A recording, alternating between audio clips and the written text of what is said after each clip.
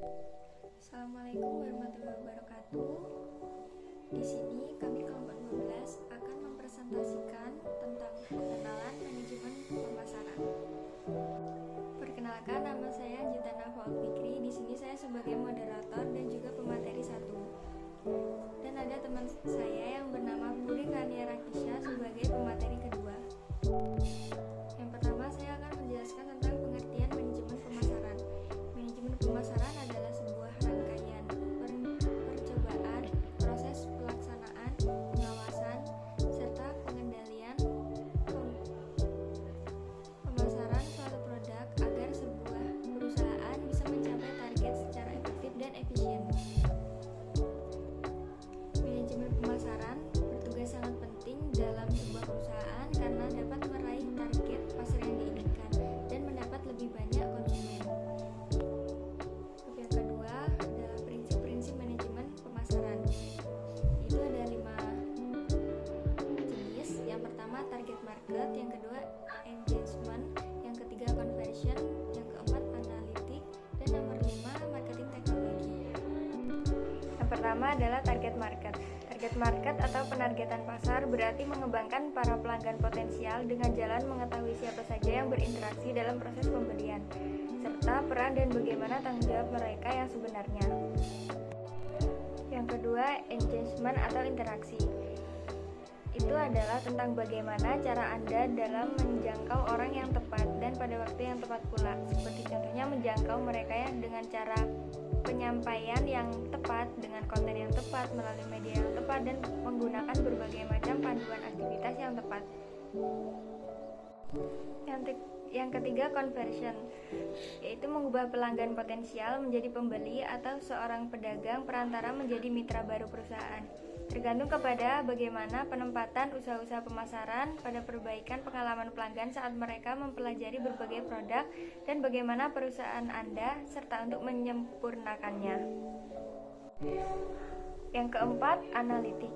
Analisis dan pelaporan data merupakan hal yang sangat penting dalam proses marketing modern, berbagai kegiatan dan kampanye. Memahami keuntungan-keuntungan dari investasi pemasaran dan mengukur hal tersebut sebagai kontribusi pemasaran terhadap pendapatan secara keseluruhan akan membantu dalam pengokohan secara komersial. Yang kelima, marketing teknologi. Solusi-solusi yang sudah terintegrasi dengan platform Customer Relationship Management dan Salesforce Automation yang berfungsi dalam menyediakan berbagai macam fungsi pemasaran, termasuk juga dengan otomatisasi alur kerja dan pemasaran, pemantauan media sosial, dan business intelligence. Dan selanjutnya ada tujuan manajemen pemasaran. Tujuan yang ingin dicapai melalui proses pemasaran pada sebuah perusahaan tergantung dari bisnis perusahaan, di mana melalui proses pemasaran terjadi pengenalan produk kepada konsumen, kemudian pembelian sehingga berdampak pada penjualan. Terima kasih untuk penyaji pertama. Di sini saya akan menjelaskan tentang fungsi dan langkah-langkah pemasaran. Yang pertama adalah analisis pasar, yang kedua ekspansi pasar, yang ketiga menetapkan pasar sasaran, yang keempat adalah penetapan pasar, yang kelima perencanaan pasar, yang keenam strategi pemasaran. Yang pertama adalah analisis pasar. Meskipun tidak semua perusahaan memiliki departemen pemasaran dan penjualan yang formal, setiap perusahaan perlu melaksanakan elemen penting dalam aktivitas pemasaran dan penjualan. Tujuan utamanya adalah menarik tamu atau pelanggan baru maupun lama untuk terus menggunakan produk dan fasilitas yang ditawarkan. Lalu yang kedua ada segmentasi pemasaran. Segmentasi pemasaran adalah pembagian suatu pasar menjadi kelompok-kelompok dengan ciri-ciri yang serupa. Prinsip ini mencerminkan aturan yang mengatur eksistensi, karakter, ukuran, dan posisi segala hal dalam dunia ini. Menunjukkan pentingnya mempertimbangkan karakter, ukuran, dan posisi pasar dalam mengambil keputusan melalui segmentasi ini, pemasaran dapat lebih terarah dan sumber daya dan sumber daya dapat digunakan lebih efektif. Yang ketiga adalah menetapkan pasar sasaran.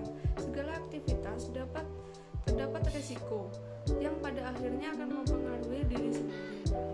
Sebelum memproduksi barang atau jasa, penting untuk menetapkan sasaran guna mencegah kegagalan distribusi dan mengalami kerugian. Menetapkan pasar sasaran melibatkan evaluasi segmen pasar seperti ukuran dan pertumbuhannya, serta memilih segmen yang aktif untuk dilayani. Proses ini melibatkan pertimbangan struktural guna mengidentifikasi segmen yang menguntungkan dan mempertimbangkan sumber daya yang dimiliki. Lalu yang keempat ada penetapan pasar. Tentu, langkah penting setelah menetapkan pasar sasaran adalah menentukan cara memasukinya. Jika pesaing telah mapan dalam segmen pasar yang sama, perusahaan baru perlu mengidentifikasi posisi pesaing untuk dapat menentukan strategi penempatannya secara efektif. Kelima adalah perencanaan pemasaran. Kegiatan pemasaran dalam setiap perusahaan perlu diarahkan untuk mencapai tujuan perusahaan secara umum dan tujuan pemasaran khususnya. Koordinasi dan pengarahan dilakukan melalui rencana pemasaran. Rencana pemasaran dilakukan melalui 4 tahap, yaitu menetapkan misi perusahaan, mengenali unit bisnis strategi perusahaan, menganalisis dan mengevaluasi portofolio bisnis yang ada, mengidentifikasi arena bisnis baru yang akan dimasuki. Yang keenam adalah strategi pemasaran. Strategi pemasaran adalah rangkaian langkah bisnis yang terukur bertujuan mengenalkan produk perusahaan kepada masyarakat luas. Ini meliputi langkah dari pengenalan produk hingga mendorong pembelian dari konsumen. Lebih dari sekedar pembelian, strategi pemasaran juga berfokus pada memastikan konsumen mengenali produk, melakukan transaksi, dan kembali membeli produk secara berulang. Jadi kesimpulannya, manajemen pemasaran melibatkan perencanaan, pelaksanaan, pengawasan, dan pengendalian pemasaran produk untuk mencapai tujuan perusahaan dengan efektif dan efisien. Tujuan utamanya adalah mengenalkan produk kepada konsumen, mendorong pembelian, dan meningkatkan pendapatan perusahaan. Sekian presentasi dari kelompok 12. Mohon maaf jika ada kesalahan. Terima kasih dan wassalamualaikum warahmatullahi wabarakatuh.